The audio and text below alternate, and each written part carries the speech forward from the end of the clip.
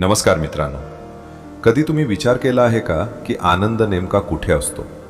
तो पैशात, यशात, की आपल्या नात्यांमध्ये, की तो आपल्या स्वतःच्या अंतर्मनात लपलेला असतो? जर तुम्ही खरा आणि कायमस्वरूपी आनंद शोधत असाल तर आजचा हा लेसन तुमच्यासाठी खूप खास आहे. मागील लेसन 14 मध्ये तुमचं अंतर्मन आणि वैवाहिक समस्या आपण पाहिलं की आपल्या विचारांचा आणि भावनांचा आपल्या नात्यांवर किती खोल परिणाम होतो. आपण शिकलो की गैरसमज, राग आणि तणाव हे बाहेरून येत नाहीत, तर ते आपल्या अंतर्मनातून निर्माण होतात. आणि योग्य विचारसरणी आणि सकारात्मक भावना वापरून आपण आपलं वैवाहिक जीवन अधिक सुंदर आणि समजूतदार बनवू शकतो. आता या लेसन 15 मध्ये अंतर्मन आणि आनंद आपण जाणून घेणार आहोत की खरा आनंद नेमका कुठून येतो. आपले विचार आणि विश्वास आपल्या आनंदाला कसे घडवतात आणि अंतर्मनाच्या शक्तीचा वापर करून आपण कायमस्वरूपी आनंदी कसं राहू शकतो. जर तुम्हाला तुमच्या जीवनात खरा आनंद अनुभवायचा असेल तर हा लेसन शेवटपर्यंत नक्की ऐका. अमेरिकन मानसशास्त्राचे जनक विल्यम जेम्स म्हणतात की 19व्या शतकातील सर्वात मोठा शोध हा भौतिकशास्त्रात नव्हता, तो होता अंतर्मनाच्या शक्तीचा शोध. प्रत्येक मानवामध्ये असलेली ही अंतर्मनाची शक्ती कोणत्याही समस्येवर मात करू शकते. खरा अखंड आनंद तेव्हाच मिळतो जेव्हा तुम्हाला हे स्पष्टपणे जाणवतं की तुम्ही कोणतीही कमजोरी दूर करू शकता. तुमचं अंतर्मन तुमच्या समस्या सोडवू शकतं, शरीर निरोगी ठेवू शकतं आणि तुमच्या कल्पनेपलीकडील यश देऊ शकतं. जीवनातील काही प्रसंग जसं की साखरपुडा, पदवी मिळणं किंवा बाळाचा जन्म हे आनंददायी असतात, पण ते कायमस्वरूपी आनंद देत नाहीत. एका पुस्तकात म्हटलं आहे, ज्याचा ईश्वरावर विश्वास आहे तो सदैव सुखी असतो. जेव्हा तुम्ही ईश्वरावर विश्वास ठेवता तेव्हा तुम्ही शांत, संतुलित आणि तणावमुक्त जीवन जगता. इतरांना प्रेम, शांती आणि शुभेच्छा दिल्याने तुम्ही तुमच्या जीवनात आनंदाची मजबूत पायाभरणी करता. सुखाचीच निवड करा. सुख ही एक मानसिक अवस्था आहे. बायबलमध्ये म्हटलं आहे, तुम्ही कोणाची सेवा कराल हे ठरवा. तुमच्याकडे सुख निवडण्याचं स्वातंत्र्य आहे. सुख खूप साधं आहे, पण अनेकांना ते समजत नाही. जीवनातील महान गोष्टी या साध्या, सकारात्मक आणि रचनात्मक असतात. सेंट पॉल म्हणतात, ज्या गोष्टी सत्य, प्रामाणिक, न्याय्य आणि शुद्ध आहेत त्यांचाच विचार करा. कशी करावी सुखाची निवड? आजपासूनच सुख निवडायला सुरुवात करा. सकाळी उठता स्वतःशी म्हणा, ईश्वराची शक्ती माझं जीवन मार्गदर्शित करत आहे. आजचा दिवस माझ्यासाठी नवीन आणि सुंदर आहे. आज जे काही करेन त्यात यश मिळेल. मी प्रेम, शांती आणि सकारात्मक ऊर्जेनं वेढलेलो आहे. जेव्हा तुमचं लक्ष नकारात्मक गोष्टींकडे जाईल तेव्हा ते लगेच सकारात्मक गोष्टींकडे वळवा. स्वतःला असा विचार करा, मी एक आध्यात्मिक चुंबक आहे जो फक्त चांगल्या गोष्टी आकर्षित करतो. अशा प्रकारे दिवसाची सुरुवात केल्यास तुम्ही आनंदाची निवड करता. आनंदी राहण्याची सवय.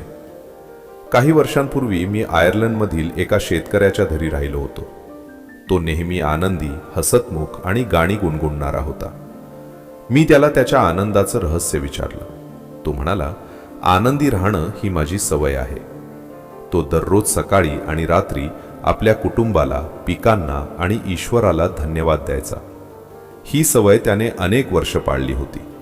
सतत केलेले विचार अंतर्मनावर खोलवर परिणाम करतात. तुम्हीही आनंदी राहण्याची तीव्र इच्छा ठेवा. अनेक लोकांना दुःखी राहण्याची सवय लागते. त्यांना चांगली बातमी मिळाली तरी ते म्हणतात, इतकं आनंदी राहणं योग्य नाही. काही लोकांना दुःखातच समाधान वाटतं. इंग्लंडमधील एका वृद्ध महिलेला अनेक वर्षांपासून संधिवात होता. ती नेहमी म्हणायची, माझा त्रास वाढलाय, मी काही करू शकत नाही. तिच्या कुटुंबियांनी तिची खूप काळजी घेतली. प्रत्यक्षात तिला मिळणारी सहानुभूती आवडत होती. तिच्या अंतर्मनाने त्या आजाराशी जणू मैत्रीच केली होती. मी तिला काही सकारात्मक विचार आणि बायबलमधील उतारे दिले. तिने विचार बदलला असता तर ती बरी झाली असती, पण तिला बदलायची इच्छा नव्हती, कारण तिला त्या अवस्थेतच एक प्रकारचा आनंद मिळत होता. दुःख का निवडावं? अनेक लोक नकळत दुःखाची निवड करतात. त्यांच्या विचारांमुळे ते स्वतःच दुःखाला आमंत्रण देतात. उदाहरणार्थ, ते असे विचार करतात, आजचा दिवस अशुभ आहे, सगळं चुकतंय, मला कधीच यश मिळणार नाही, सगळे माझ्या विरुद्ध आहेत, माझा व्यवसाय बुडतोय, मी नेहमी उशीर करतो, मला चांगली संधी मिळत नाही, इतरांना जमते पण मला नाही. जर सकाळी असे विचार केले तर तेच वास्तवात उतरतात आणि माणूस दुःखी होतो. विचारांवर जीवन अवलंबून असतं. माणूस ज्या विचारांमध्ये राहतो तसंच त्याचं जग बनतं. जसा विचार तसं जीवन. सकारात्मक विचार आनंदी जीवन, नकारात्मक विचार दुःखी जीवन. तुमच्या विचारांची सवयच तुमचं भविष्य ठरवते. सुख बाहेर नसतं. अनेकांना वाटतं पैसा मिळाला तर सुख मिळेल, मोठं पद मिळालं तर आनंद मिळेल. पण महागडी कार, मोठं घर, ब्रँडेड वस्तू या गोष्टी सुख देत नाहीत. सुख हे मनात आणि भावनेत असतं, बाहेरच्या गोष्टींमध्ये नाही. शांत मनोभूमीत सुख फुलतं. एक उदाहरण, एक माणूस आपल्या कामामुळे खूप तणावात होता. त्याने रोज सकाळी सकारात्मक विचार सुरू केले. माझ्या आजूबाजूचे लोक चांगले आहेत, सर्व काही माझ्या हितासाठी घडत आहे, मी शांत आहे, स्थिर आहे. तो दिवसातूनही स्वतःला आठवण करून द्यायचा, शांतीच मला नियंत्रित करते. परिणाम, त्याचा राग कमी झाला, विचार बदलले, कामात यश मिळालं. अडथळा नसतोच. मुळी एका घोड्याला एका जागेची भीती वाटायची, पण प्रत्यक्षात तिथे काहीच नव्हतं. तरीही तो घाबरायचा, कारण भीती त्याच्या मनात होती. तसंच आपल्या आयुष्यातले बरेच अडथळे खरे नसतात, ते फक्त आपल्या विचारांमध्ये असतात. भीती म्हणजे फक्त एक विचार. सर्वात सुखी माणूस तो जो स्वतःमधलं सर्वोत्तम बाहेर आणतो, जो प्रेम, सत्य आणि चांगुलपणा जगतो. सुख आणि चांगुलपणा एकमेकांशी जोडलेले आहेत. सुखाचे मूलमंत्र: 1. अंतर्मनात अपार शक्ती असते. 2. त्या शक्तीवर विश्वास ठेवा, सुख मिळेल. 3. अपयशानंतरही यश मिळू शकतं. 4. सुख ही एक सवय आहे. 5. सकाळी उठताच सकारात्मक विचार करा. 6. कृतज्ञता व्यक्त करा. 7. तीव्र इच्छा ठेवा. 8. भीती, राग, द्वेष टाळा. 9. सुख विकत घेता येत नाही. 10. शांत मनातच सुख वाढतं. 11. बाह्य गोष्टी कारण नसतात, फक्त परिणाम असतात. 12. स्वतःचा सर्वोत्तम विकास करा.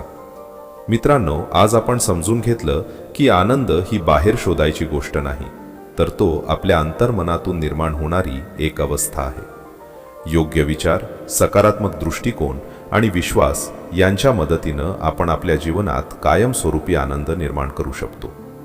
पुढील लेसन 16 मध्ये अंतर्मन आणि मधुर नाती आपण पाहणार आहोत की आपल्या अंतर्मनाचा वापर करून आपण आपल्या सर्व नात्यांना अधिक प्रेमळ, मजबूत आणि मधुर कसं बनवू शकतो. जर तुम्हाला तुमचं आयुष्य आनंदी आणि नातेसंबंध अधिक सुंदर बनवायचे असतील तर पुढील लेसन नक्की ऐका. आणि असेच प्रेरणादायी ऑडिओ लेसन्स मिळवण्यासाठी हा चॅनल लाईक करा, सबस्क्राईब करा आणि आपल्या मित्रांसोबत शेअर करायला विसरू नका.